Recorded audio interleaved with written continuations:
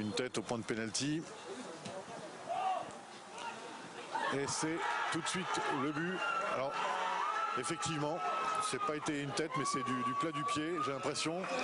Le numéro 9, Thiemagay. Oh, c'est bien joué. Oh, c'est bien joué. C'est bien joué, un petit errement défensif là, quasiment, et des Lyonnais qui sont chirurgicaux. Il faut être vigilant. Allez, allez, allez.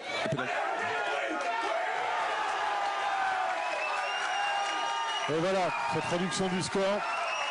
Ces dribbles un peu déroutants, avec un ballon là pour bien jouer avec... Est-ce qu'il est valable ce but? A priori, oui. J'aurais eu tendance à dire qu'il était hors jeu. A priori, ouais, c'est un centre de Paul Copona et c'est le numéro 9, Thiemagay.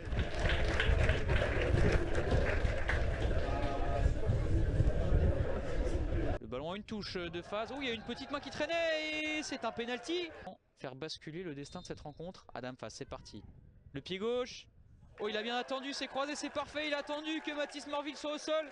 Et il a croisé. Ça fait 1-0 pour le LOSC avec Adam Faz, tout en maîtrise sur ce penalty. Attention parce que là c'est parti avec Dago.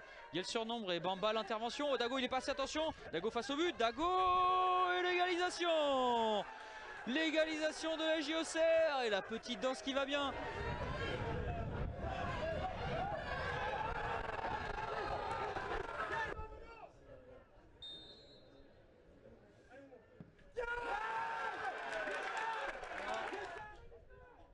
Lucas Bamba, le contrôle parfait face à Dombassi. Le centre pied droit, attention, et l'égalisation elle est là, et c'est Hicham Ferral, inévitable. Il y est du LOSC, le feu follet, on l'avait dit. Et voilà Monsieur Douard qui siffle la fin de ce match. Il n'aura pas fallu, on n'aura pas réussi à se départager au bout de ces 90 minutes entre le LOSC et Auxerre. 2 buts partout. Score final, on va devoir aller un petit peu plus loin et c'est pas forcément pour nous déplaire. On attendait du suspense. Et Mathis Morville là-bas, impassible pour l'instant. C'est parti Rodin avec son pied droit.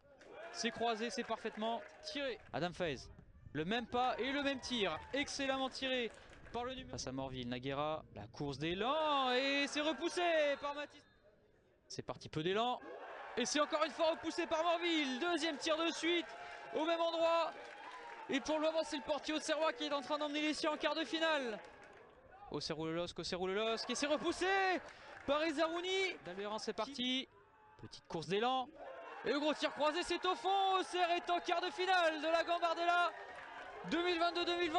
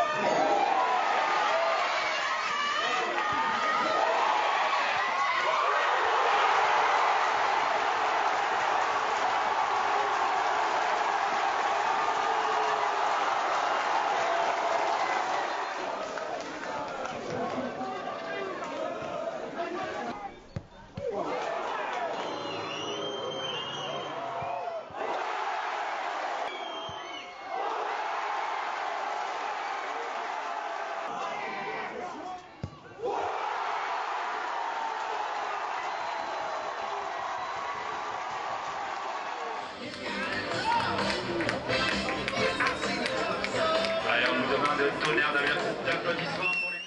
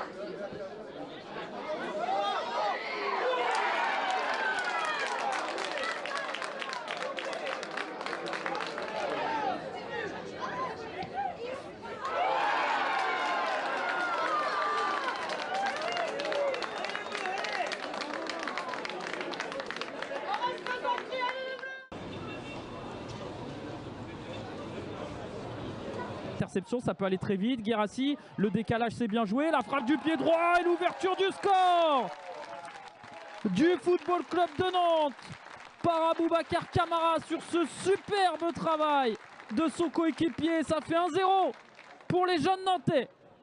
Ouh là là, attention là, l'erreur du gardien. Et peut-être l'égalisation. L'égalisation à Vraise de Steven Goura. C'est contré hein, par Bamba Soumaoro. Ouh là là, attention, penalty. Penalty sur cette faute. Oh, et c'est dedans. Le deuxième but des Nantais sur penalty. Nathan Zézé. Et la percussion ensuite du capitaine nantais. Oh, quel superbe travail. Gomez en retrait vers Kamara. C'est parfait. Quel but. Attention au deuxième poteau. Et pourquoi pas. Oh, quel but. Oh, le but magnifique d'Nguedi Thiam. Cette reprise de volée. Et on va vivre 10 minutes totalement folles. Regardez, il est arrivé de nulle part. Boum, pleine lucarne. Sur leur terrain, les joueurs de Troyes, face à eux, vêtus de rouge, les joueurs du Stade Rennais pour bien ce huitième de finale. Faire à Azizuki qui ne peut contrôler ce ballon. Mais par contre, derrière, il y a une autre frappe. Et il y a la seconde frappe de Pablo Hernandez. C'est avec Joël Matondo qui a récupéré ce ballon. Joël Matondo, il y a Aaron Malouda sur son côté droit. Aaron Malouda sur le pied gauche. L'égalisation. L'égalisation du Stade Rennais. Et c'en est terminé. On va y aller. On va aller au tir au but. C'est le défenseur de Troyes. Et c'est arrêté par Mathis Silistri. Matteo Gonzalez doit faire de même.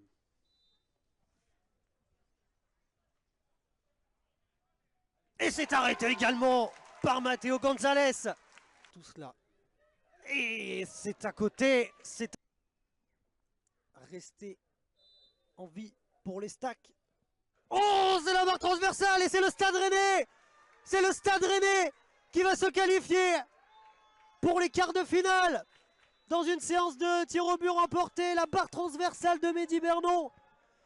Et les stacks est éliminé de cette Coupe Gambardella. C'est le Stade Rennais qui va rejoindre les quarts de finale.